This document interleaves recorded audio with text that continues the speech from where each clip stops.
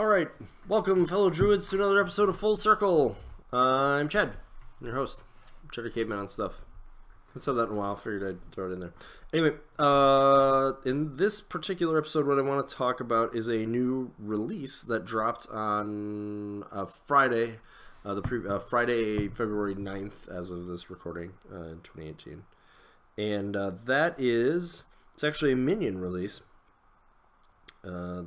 And that apparently is not in my tablet because I haven't updated yet, but it's on my phone. So that is the Spirit, Cauldron, and Boilmaster.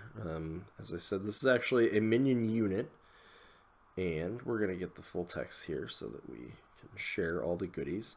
Sorry, I think I have it listed backwards on the show notes. It's actually Boilmaster and Spirit Cauldron if you're looking for it alphabetically.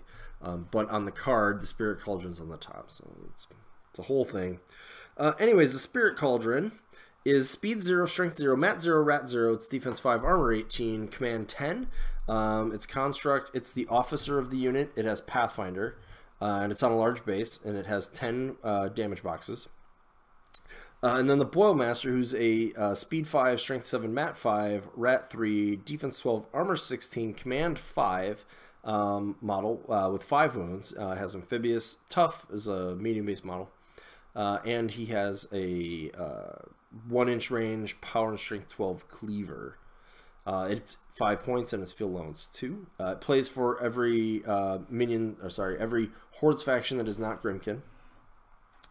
And then the rules on the back, which are the very relevant, obviously, from when I listed off a bunch of zeros and something. So the Spirit Cauldron has a rule called Assisted. This model is not a warrior model. It can advance only during its unit's normal movement. When it advances, it can move up to 5 inches if the Boilmaster is within 2 inches of at the beginning of this unit's activation. This model is automatically hit by melee attacks. It cannot become stationary or knocked down and never suffers blind. It has the rule Bring Out Your Dead. When an enemy living or undead model is destroyed while in this model's command range, this model gains the destroyed model's corpse token. When a friendly living model is destroyed by a continuous effect enemy attack or collateral damage of an enemy attack while in this model's command range, this model gains the destroyed model's corpse token. This model can have up to 5 corpse tokens at any time. The Feeding. During its activation, the model can spend corpse tokens to boost 1 attack or damage roll for each token spent. And then it has magic ability 7, and it has 3 magic abilities associated with that. Puppet Master, which is it could be an attack or an action. Puppet Master is a range 10 spell. If it targets an enemy model / unit, it is a magic attack. You can have one affected model re-roll. You can have one affected model re-roll 1 attack or damage roll, and then it expires. It lasts for 1 round. It has Seasoning the Sauce, which is a star action, which just says this model gains D3 corpse tokens. And finally, it has Spectral Lash, which is a special attack. It is range 10, power 12 magic attack. When an enemy model is hit by this attack, it can be pushed D6 inches directly towards Spirit Lash's point of origin. And then the final rule on the Spirit Cauldron is Special Delivery. Once per turn, at any time during its activation, this model can remove any number of corpse tokens and place them on a friendly model that can gain corpse tokens within 5 inches of it. And the Boilmaster's only rule just is Gatorman. It says this model is a Gatorman. It looks like a Gatorman also, in case you're wondering. Just as some notes, there's a couple tactical tips here, so I'll go ahead and read those. They may be relevant to our discussion. Bring Out Your Dead. Remember, if more than one model is eligible to collect a model's corpse token, the closest eligible model collects it. If this model is already 5, it is not eligible. And magic ability, which is just saying performing a magic ability, special action or special attack counts as casting a spell. Special Delivery, this does not allow the friendly model to exceed the maximum number of corpse tokens it can have. Okay, so minion model, right? We don't talk about as many of those. Why is this one relevant to us? And the primary reason is that we have lots and lots of things that actually like to have corpse tokens. So, and because of the changes to how themes work, we're allowed to take one minion unit in any of our themes. And so that means where does this model potentially fit? Well, I would say it does have some good rules on its own, right? It can use its own corpses to do some boosts. It puppet strings. I mean, a lot of people consider that they take Eilish and that's their primary use of him. I disagree a bit with that notion. I think you're still taking him because you want to be able to remove upkeeps, but what you're doing, what makes him maintain value, is that he can do Puppet Master. And I think that's the way you want to look at this particular unit as well. Worst case scenario, it's a 5-point Puppet Master that has a Gator associated with it that picks up your corpses. Best case scenario, you want something that wants to have corpse tokens, and then you're going to get other value out of it.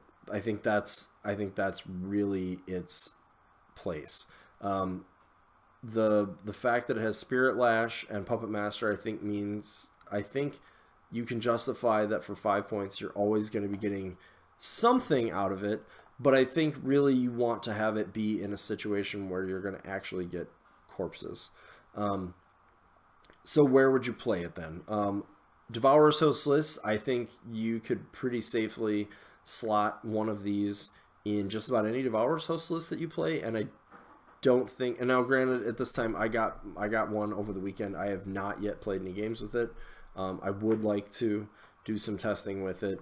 I have not actually been recently playing as many Devourer's Hostless with the models that really want the corpses. I've been playing the Una version with the Wolf Riders, and it has some corpses, but it doesn't take nearly the advantage of them that some other versions of the list would. So I am definitely interested to play it in Devourer's Hostless. You can, if you include the Death Wolves in the list, and I think you're mostly going to, that's still, or you're going to include them or Lord of the Feast, I suppose. Probably the Death Wolves, especially if you're going really like all in on Devourer's Host. By including this, you're almost certainly, I'd have to sit down and double check my math, but you're almost certainly going to give up one free corpse, but obviously you're going to be gaining a lot more corpses for that.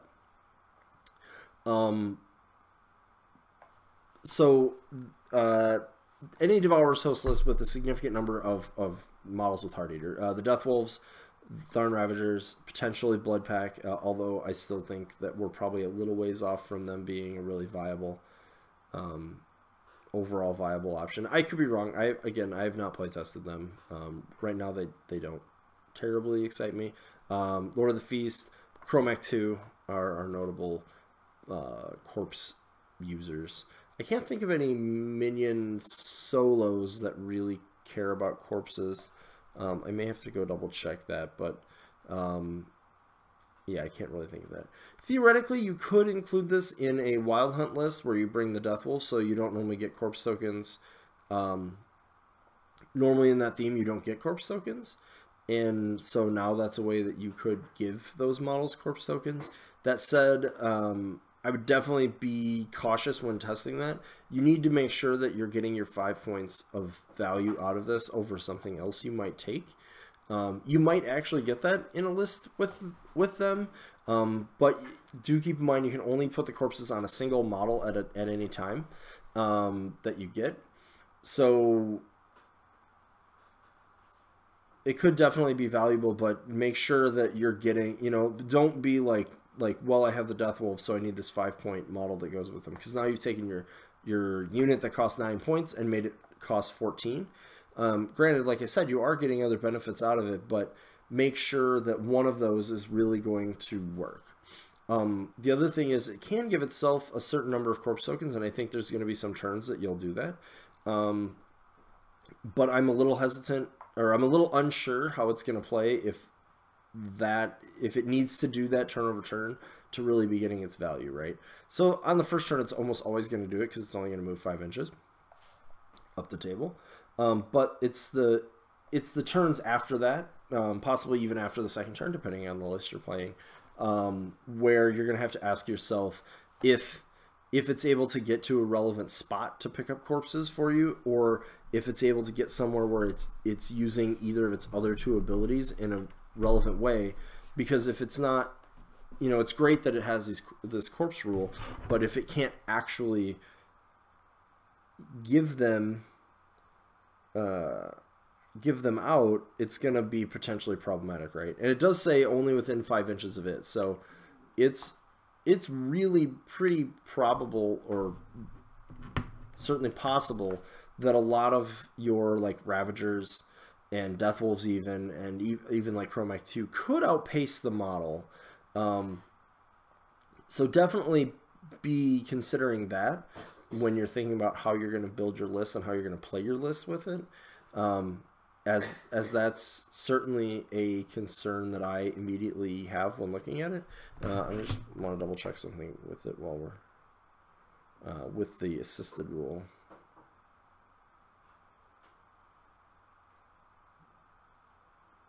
Commands only during its unit's normal movement. So yeah, there's no like running or anything like that. It just moves 5 inches all the time. So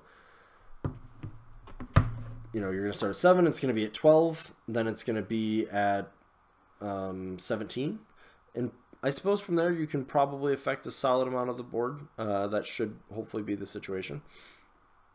But then you're going to be able to pick corpses up from quite a ways, but being able to actually get them on models is something you're going to have to play around with and test out. And I need to do the same thing. I have not yet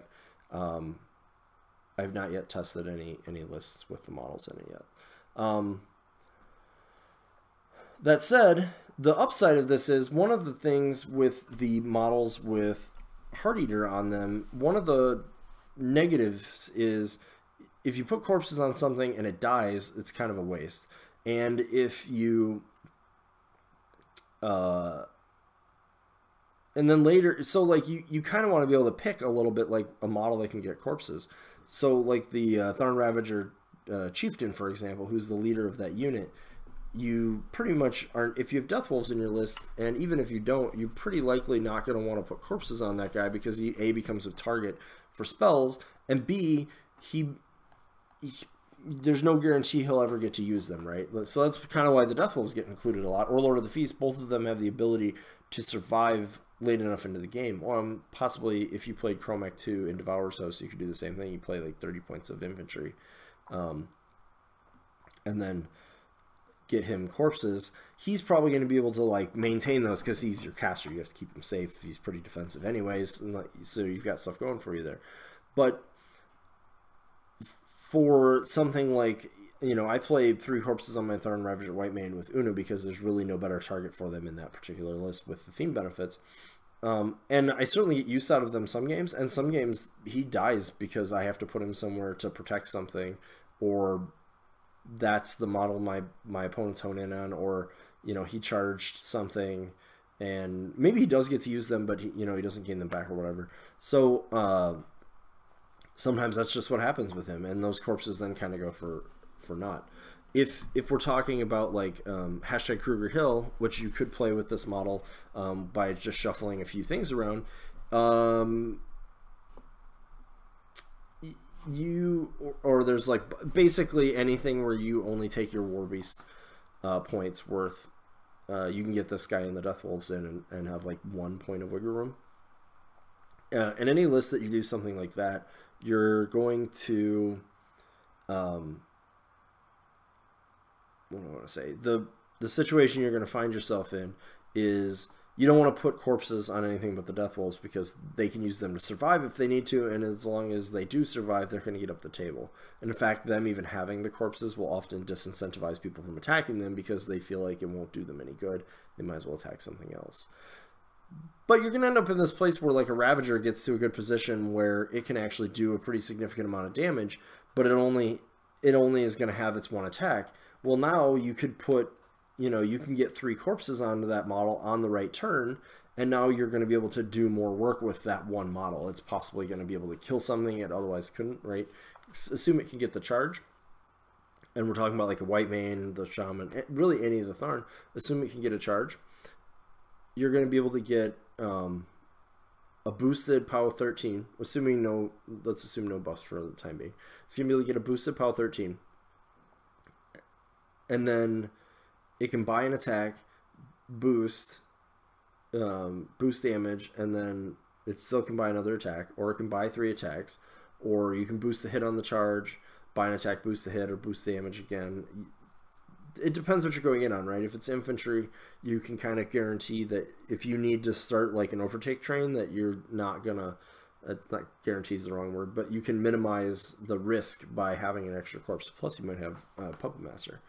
Things like that. So in that regard, it's very strong to be able to put corpses where you want it. Or the same thing with Death Wolves. They get up the table, but Skull gets shot at 3 times. He spends all of his corpses to make sure he survives. And then you're like, okay, well, I'm going to drop 3 more corpses on this model. Even leading up the table, right? So let's say you start with your 7 corpses on your Death Wolves. Spread around. You probably do like 2 on 2 of them and 3 on Skull. And then your Spirit Cauldron gets, you know, let's say it gets D3 on turn 1, and it goes ahead and drops those on the White Mane. Why not? And then the next turn it gets another D3, and depending on the number, and it's going to depend a little bit on the numbers and a little bit on if any of your models die. Maybe it puts those on, maybe it keeps, you know, in any given turn it may keep them on itself as well, in case you think you're going to be boosting the damage spell that it has. But, you know, maybe, like I said, the next turn you're putting them on your other White Mane or on one of the Ravagers that's nearby. And you can just sort of start putting more of these out there. Plus, once you know that something is going to be actually going in and actually committing to the battle, you can you know, then you can choose like, okay, well, I know I can get this one Ravager on this model. I'm going to get it there. And then I'm going to use... these corpses to do a significantly more significant amounts of damage. It's Lord of the Feast, another good target for it, right? Especially if he's in a list. So I think one of the things you may want to consider is if you play it with, say, like Chromac 2, take Lord of the Feast as your free model. Take this. Now you have 2 models at least that you can be putting corpse tokens on early on in the game that couldn't otherwise get them, and I think it's going to make Lord of the Feast a little bit more of a potential option with his lists. I don't think that this is a necessary direction to go. I don't think Chromac must have this, but I think it's definitely going to give him a different, another way to approach how he builds his list. I have not yet shifted any of my Chromac 2 lists around to try it, but I probably will. Yeah. So anyways, Boilmaster Spirit Cauldron, or Spirit Cauldron Boilmaster. Don't be surprised if you hear people occasionally refer to it as the crock pot, because I think it's funny. But I do try to not overdo it on the nicknames, especially in the videos. So, but if you hear that, that's probably what people are talking about. But yeah, Boilmaster and Spirit Cauldron, definitely something I would pick up one of for your Circle collection, especially if you play any Devourer's Hosts, or Chromac 2, or possibly Death Wolves and Wild Hunt. I think those are the only things that really need corpses right now. Unfortunately, the one thing that you can't do, so you could play out a theme and do this, but the other pretty good synergy with it is with the Gatorman, Boker, and Swamp Shamblers, because he gets corpse tokens, and those corpse tokens are what he turns into more Shamblers. So if you can give him corpses that he didn't have to collect, that's going to be a potential strength there as well. And then, but they're both units, so you're not going to be able to include both in a list, and remain in theme. So anyways, Boilmaster and Spirit Cauldron, I'm excited about it. The model's pretty cool too, so definitely take a look. The Cauldron is actually a little bigger than I thought it would be, but I'm happy about that. It looks really nice. So yeah, if you like the video, give me a thumbs up. Click to subscribe. Feel free to share us on social media. Check out the Facebook group and the Discord below, or I'm Cheddar Caveman on Twitter. I'm always up for some lively debate there as well. And thanks for watching.